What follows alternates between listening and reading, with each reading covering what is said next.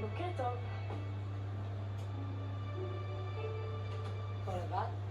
איפה ההורים שלך? אמא מתה, ואבא תקוע בקייב בדרכון. מה? סתם, ישנים בבית. היא עושה להם עוגה בהפתעה.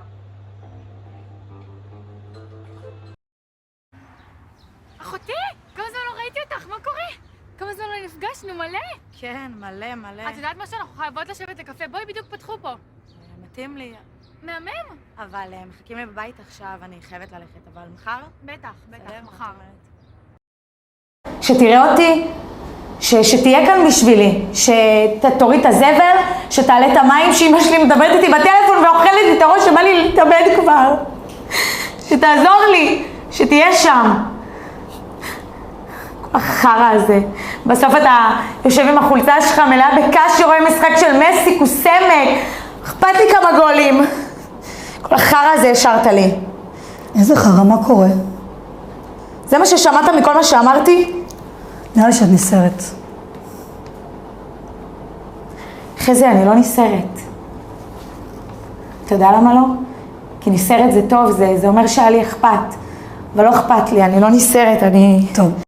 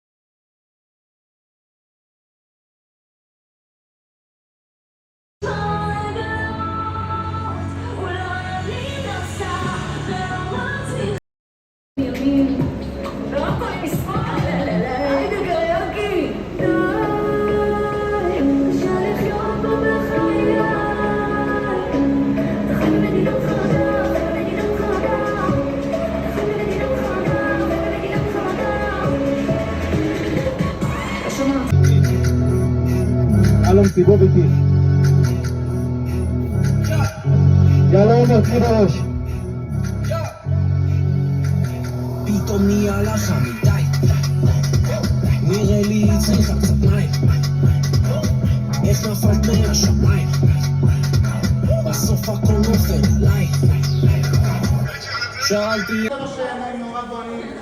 הוא יודע כאילו את הפליפים, למה זה פה טייק טייק. אתם הולכים לפנינו, אני יושב איתו משמרת שלמה כדי צילו אני אמר. זה מה שאני אמר. סטנד ביי. אני אראה לך פעם על איזה כלב אני עושה לדברים אחרים. רול קאמרה. המורה אסתר, היא ואליעזר בן יהודה, שהרצו בשפה העברית, באו לארץ, והאמת שהם הגיעו לראשון. פתאום נהיה לך מדי, נראה לי צריכה קצת מים, איך נפלת מהשמיים, בסוף הכל נופל עליי. שאלתי